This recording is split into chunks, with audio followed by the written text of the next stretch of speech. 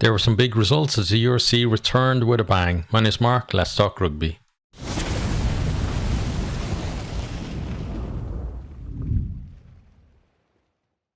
First game of the weekend was Zebre 36, Ulster 40.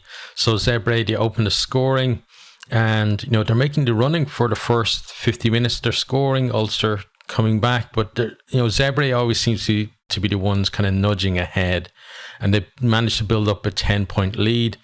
Ulster, then they get themselves, they respond in that kind of last 30 minutes or so, get ahead. They're leading by 4 points in the last minute. Zebre, they win consecutive penalties from 5-meter scrum in the corner. It's right to death now, and I think it was French gets a yellow card for Ulster as well for infringements in the scrum. And, it looks like they're actually going to do it. They're going to win a game, but then they're attacking the line. Ball spills forward, and then that's it.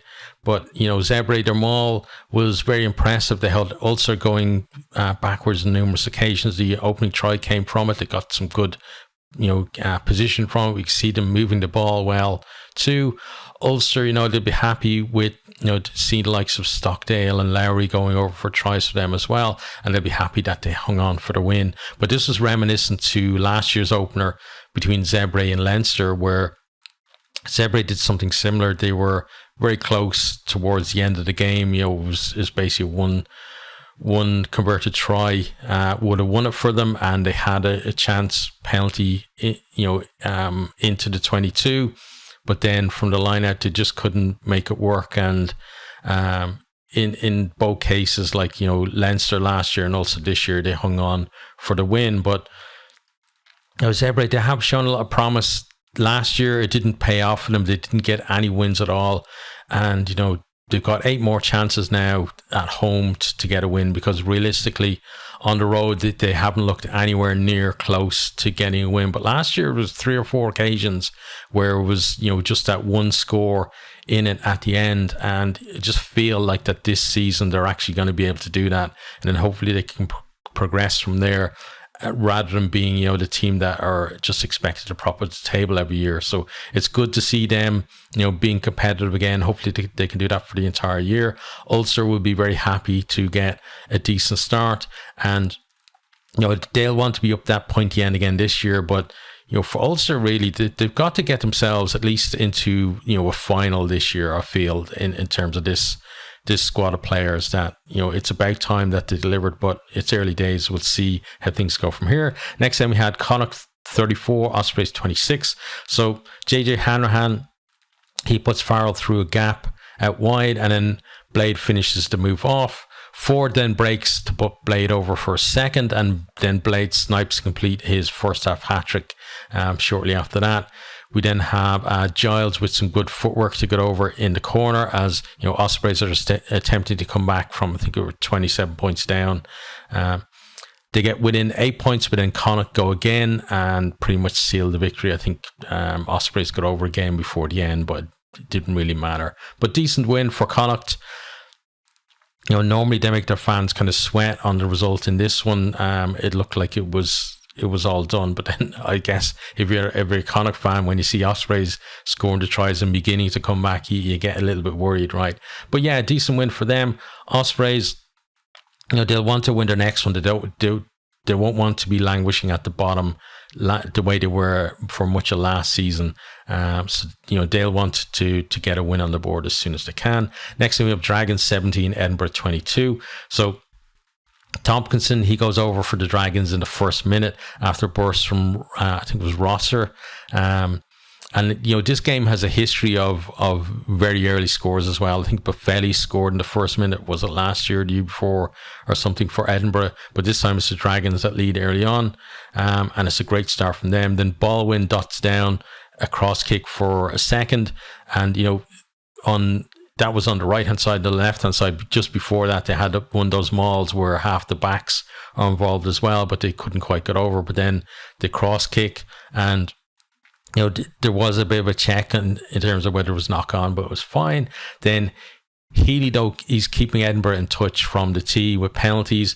Then he makes a break and puts Velicott over to score. And then in the last kind of 8 minutes or so, Healy lands 2 more penalties, including one right at death, just to make absolutely certain of the victory. So Edinburgh, they started last year well. They'll looks like they're going to do something similar this year, but they'll want to keep that going throughout the season because they faded very badly last year. Dragons, they had, last year they had a poor kind of start, and then Di Flanagan came in, they had a bit of a bounce, and then they finished badly at the end of the season as well. So they'll want to get a bit more confidence and also get a win on the board soon. Next then we had Lions 33, Stormers 35. So both opens the scoring for the Lions, but then Feinberg Mgomazulu, he just produces a bit of magic juggling, like he hacks the ball through himself, then he gets there first, the ball is bouncing, but he kind of juggles it looked like he juggled it on both knees and then at least one of his feet as well, before going over to ground. So really nice skills from him on the run.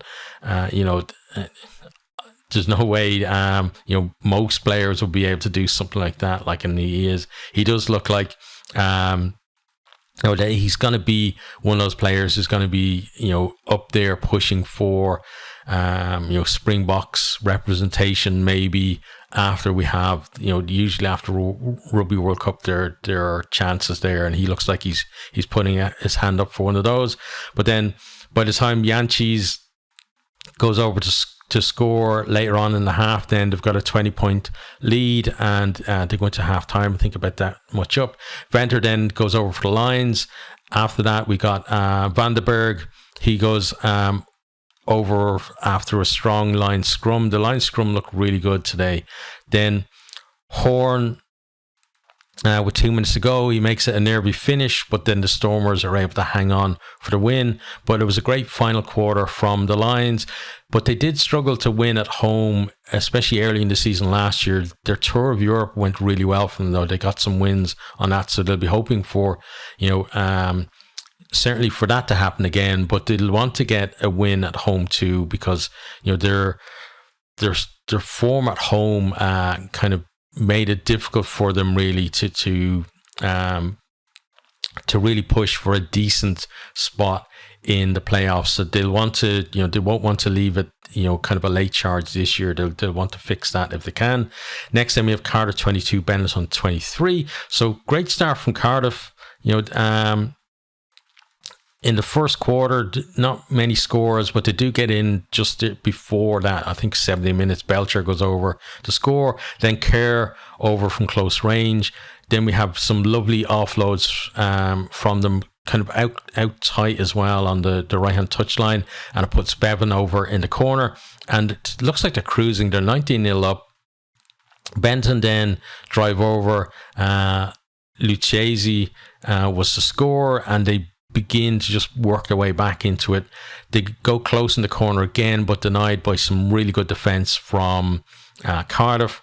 But then Albanos, he breaks and he gets over, despite there was a valiant effort from Winnett, who ankle tapped him, but he was able to get back up and go over. And then Umaga lands a late penalty to snatch victory right into death for Benetton. So a great away win for them. We've seen them, they've improved in the last few seasons. We know they've always been competitive at home, but now they're bringing the edge on their travels as well, especially when they go to Wales, and they seem to get some decent results there, and this is a good one for them.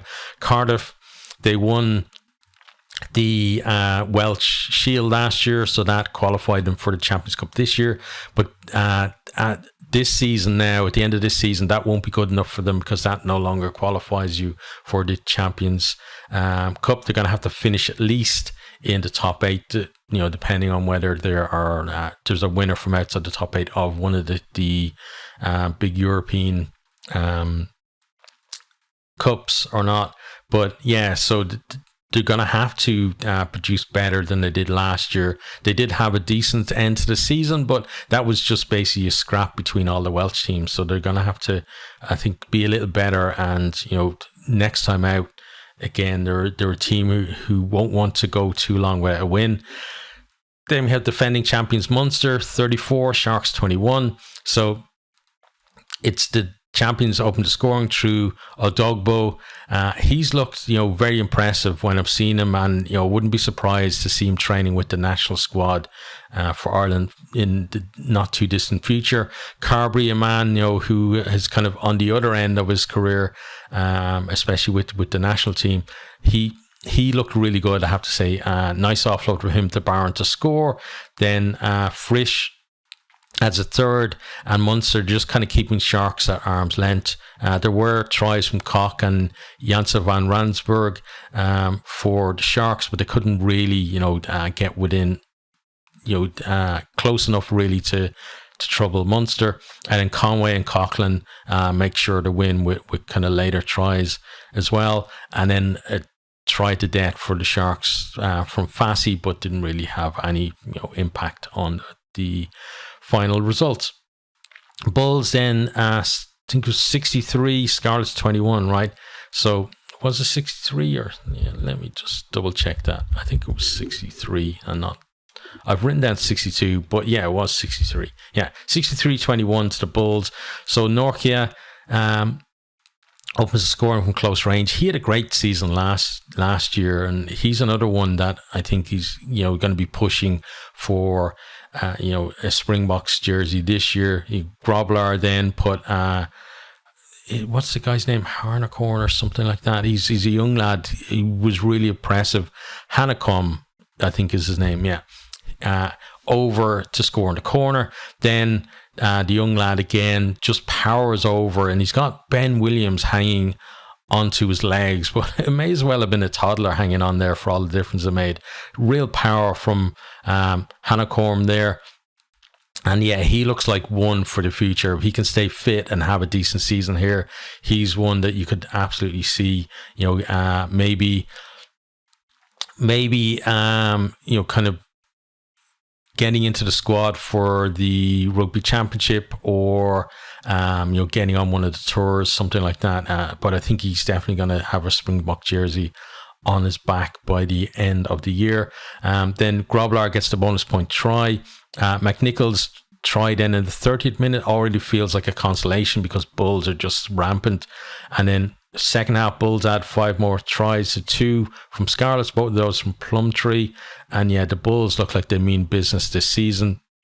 They've been there or thereabouts in the URC the last few seasons, but they'll want to at least get themselves back to a final and give themselves a chance of lifting some kind of silverware this year, whether it's in Europe or it's in the URC. But yeah, I think that the Bulls are going to be, at least for now, they look like they're going to be major contenders. Then, we have 2 of the other contenders in the final game, Glasgow 43, Leinster 25. So Leinster, they went most of the season last year, without getting beaten. It was actually the Bulls that handed them their first defeat of the season, and then that was followed by defeat against Munster first of all in the URC, and then La Rochelle in the final of the Champions Cup as well. But Glasgow made sure they didn't have to wait as long this year, giving them first defeat right in the opening game. So. And Glasgow were always kind of in control of this one. Like Darge, he's on the burst. He sets up Mackay, goes over for the open try. Hugh Jones then goes over to actually re-establish the lead as Leinster kind of fought back. I think Penny got a try maybe, and they got themselves a little bit ahead, but that was brief for them. Then Glasgow scrum are on top in the game, giving them a great platform. Leinster, they keep me in touch to get a try from Barron from a maul. But Glasgow, they're on fire, and Horn finishes after a lovely off-road. He goes over on his 100th appearance for Glasgow as well. Leinster, they get back within 4 points, and you're thinking, in the past, we've seen a lot of this from Leinster, where if they're behind, they get back, kind of coming into the last quarter, they go back within striking distance, and then they put the pedal down and they overtake the opposition, and they win with a little bit to spare. But this time it was Glasgow that actually won with a bit to spare. They had tries from Matthews, and then they got a penalty try towards the end as well. Absolute deserved win for them. Leinster, it's kind of almost new territory for them, losing so early in the season, but it might be a bit of a kick up the ass for them as well, to tell them, listen, you got to be better in this league now. This league is getting better year on year, and your performances, they can't slip at all, because there are quality teams waiting there to take advantage. And Glasgow, definitely one of those quality teams. Glasgow, a team that, they've got all the hallmarks and all the makings. They're very similar to Ulster, that they've got that great squad there, but they haven't actually, produced in terms of getting their hands on a trophy.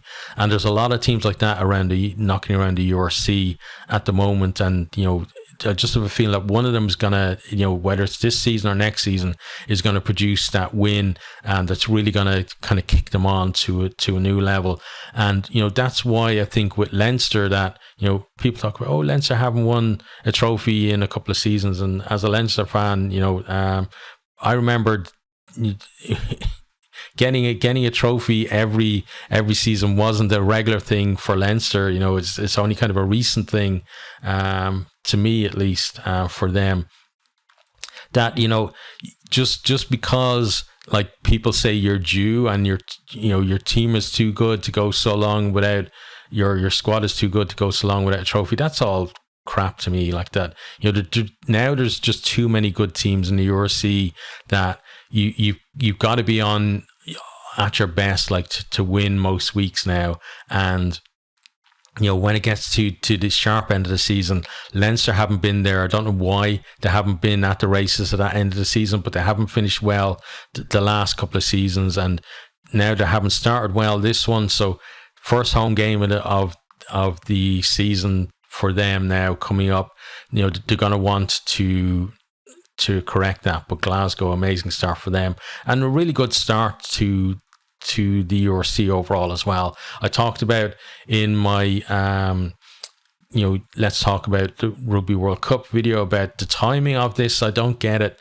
because it was a great set of games, but they're kind of buried on almost under the carpet, because they were played on the same weekend as the Rugby World Cup semi-finals, and now we're going to have the second round played under the shadow of the World Cup final, and it doesn't make sense to me. We need to look at the calendar, I think, and sort it out so that what is a great competition actually gets a bit more light shone on it. And I know it's a late start to the season because of the World Cup, but we know the World Cup happens every 4 years, so we need to sort it out. And whether that means that we get to have midweek games and kind of compress the season a little bit in a World Cup year, if teams can make that work, then why not? But if they can't make that work, then you got to find another solution. But for me, it's not a great solution at the moment, but it was a decent first round of games, and I'm looking forward to more URC, and I hope you are too, and hope to see you on another video.